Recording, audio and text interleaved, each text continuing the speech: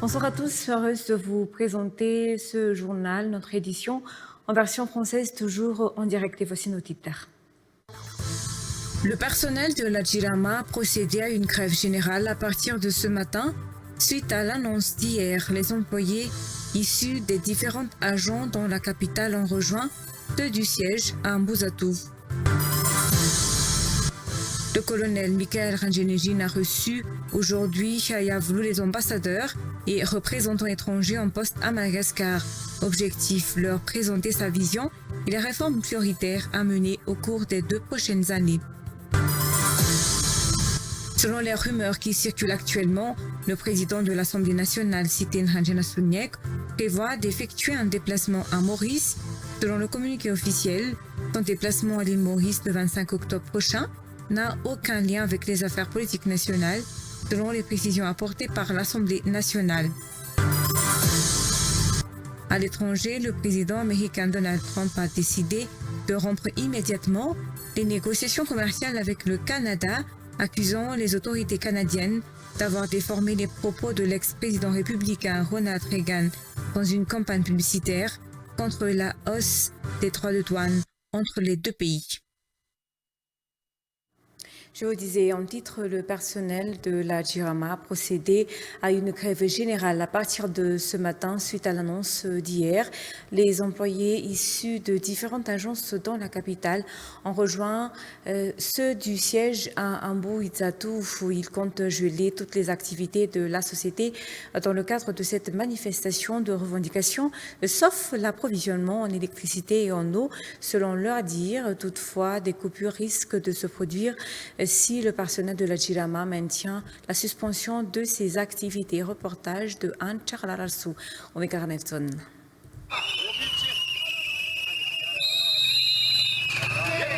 Après les nombreuses manifestations ponctuelles qu'il a tenues dernièrement, le personnel de la Jirama a commencé sa grève générale depuis ce matin.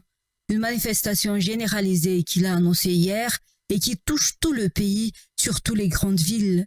En partance de leurs lieux de travail respectifs et des différentes agences de la capitale, les employés de cette société ont rejoint le siège à Mbuzatou ce matin. Arrivés sur place, les leaders syndicaux accompagnés de l'ensemble du personnel ont sensibilisé les agents du siège de la Jirama à rejoindre leur mouvement et à cesser le travail. Certains manifestants sont montés à l'étage du bâtiment pour en faire sortir les occupants.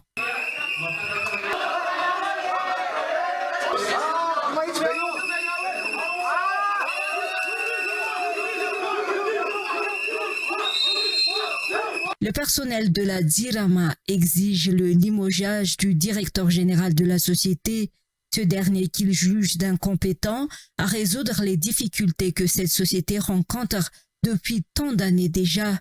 Par ailleurs, il rejette également l'application du nouveau statut de cette entreprise, un statut qui vise le démantèlement de la Jirama par le biais de sa privatisation, selon les leaders syndicaux.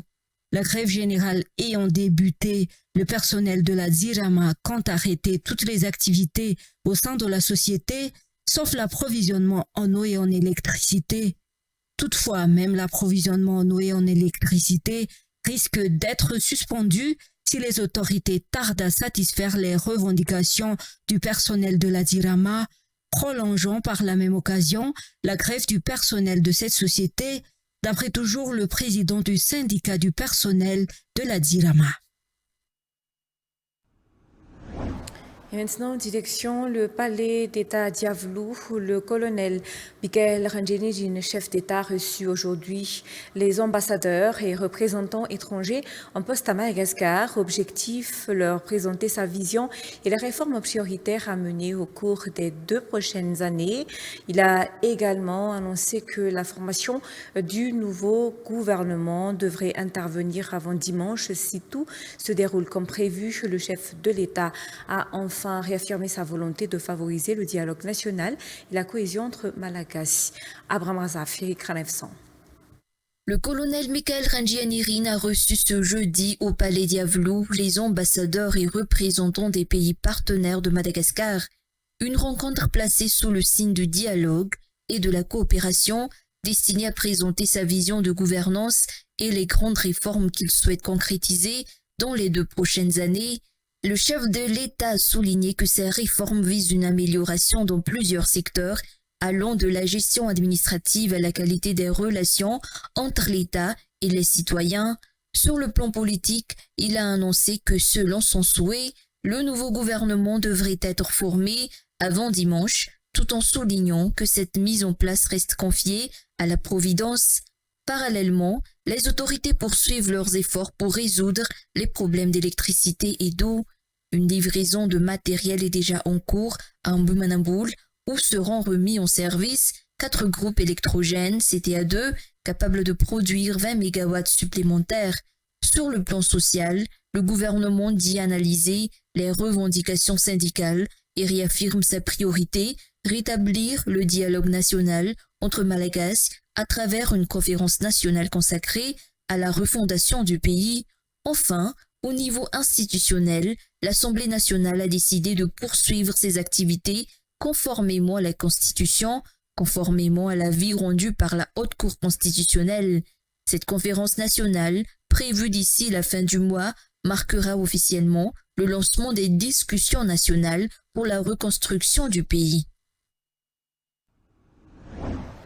Et la stabilité politique doit être une priorité pour la gestion des finances publiques pendant cette période de refondation, selon le cercle de réflexion des économistes de Madagascar au CREM. Et celle-ci garantira la capacité à valoriser la production nationale ainsi qu'à l'État d'exploiter les ressources internes sur une période de 2 ans, durée de la transition, selon toujours le CREM. 2 structures devraient également être mises en place au sein du ministère des Finances pour étudier spécifiquement les mécanismes d'entrée de fonds et analyser les dépenses effectuées afin d'assurer un équilibre budgétaire. Mamtine Andjemblul Omekaranefton nous en dit plus. La refondation à Madagascar devrait être guidée par l'intérêt national selon le cercle de réflexion des économistes de Madagascar ou CREM. Ce dernier rappelle que toute démarche de changement ou de reconstruction doit mettre le bien-être du peuple malagasy au cœur de ses priorités, la préservation des intérêts économiques de la nation, la protection des ressources et la consolidation de la stabilité économique doivent constituer les fondements de toute réforme politique.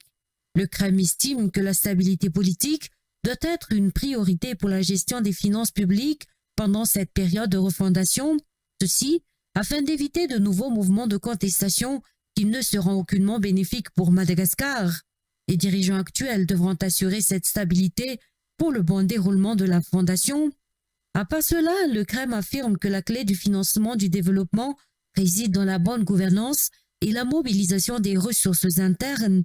Il est temps de bâtir une souveraineté économique fondée sur une gouvernance exemplaire et une gestion publique efficiente, de lutter activement contre la corruption et de valoriser les capacités productives locales et les talents nationaux.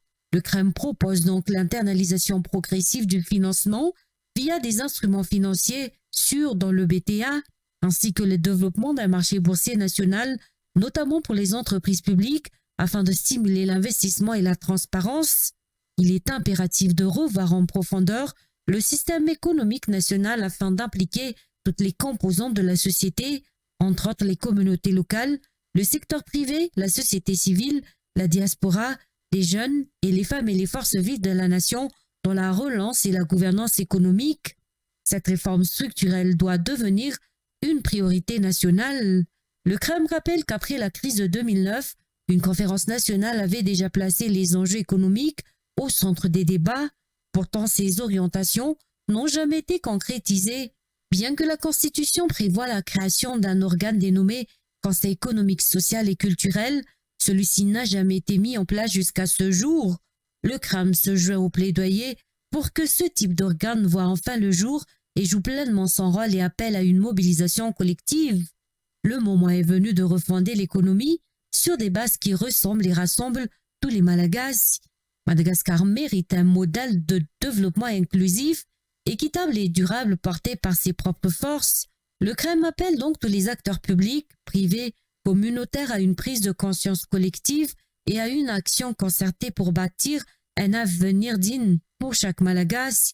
Concernant le problème d'eau et d'électricité, la situation critique de la Dirama incarne les dérives d'une gestion publique inefficace, marquée par l'opacité, le gaspillage et l'absence de vision stratégique. Selon le CREM, cette entreprise vitale pour la vie quotidienne de la population malagasy est aujourd'hui le symbole d'un système à bout de souffle. Le CREM appelle à une réforme urgente, rigoureuse et fondée sur la compétence, la transparence et la redevabilité. Et selon les rumeurs qui circulent actuellement, le président de l'Assemblée nationale, Siteni Ranjanasuniak, prévoit d'effectuer un déplacement à Maurice. Selon le communiqué officiel, son déplacement à l'île Maurice le 25 octobre prochain n'a aucun lien avec les affaires politiques nationales. Selon les précisions apportées par l'Assemblée nationale, il est invité à assister à l'Assemblée générale élective du Comité olympique mauricien en sa qualité de président du Comité olympique malagasy et de président de la zone 7 de l'Association des comités nationaux olympiques d'Afrique. Cette mission s'inscrit dans le cadre de la promotion des relations sportives internationales. Siteni Ranjanasuniak y interviendra en tant qu'observateur mandaté par le Comité international olympique, selon toujours les précisions fournies par l'Assemblée nationale. Actualité internationale aux États-Unis, le président américain Donald Trump a décidé de rompre immédiatement les négociations commerciales avec le Canada, accusant les autorités canadiennes d'avoir déformé les propos de l'ex-président républicain Ronald Reagan dans une campagne publicitaire contre la hausse des droits de douane entre les deux pays. Reportage de France 24. Un clip publicitaire à 75 millions de dollars et aux effets considérables. Dans cette publicité figure un extrait d'un discours de Ronald Reagan datant de 1987, dans lequel l'ancien président américain conservateur alertait en son temps sur les conséquences de droits de douane élevés. But over the long run, such trade barriers hurt every American worker and consumer.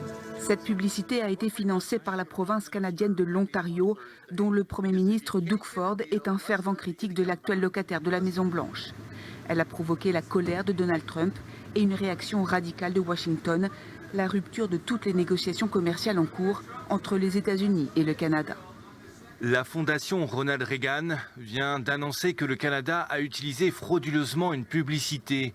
Compte tenu de ce comportement scandaleux, toutes les négociations commerciales avec le Canada sont rompues. Les deux pays négociaient depuis des semaines un potentiel nouvel accord commercial après l'imposition récente d'importants droits de douane sur l'acier, l'aluminium et le secteur automobile canadien. Cette rupture intervient 2 semaines après la visite du Premier ministre canadien Mark Carney à Washington et sa tentative infructueuse de sauver la relation commerciale entre les deux voisins. La fondation Ronald Reagan, elle, fait savoir que la publicité dénaturait les propos de l'ex-président et qu'elle n'avait pas autorisé l'utilisation de cette allocution. Et c'est également la fin de cette édition. Très bonne soirée à tous. Au revoir.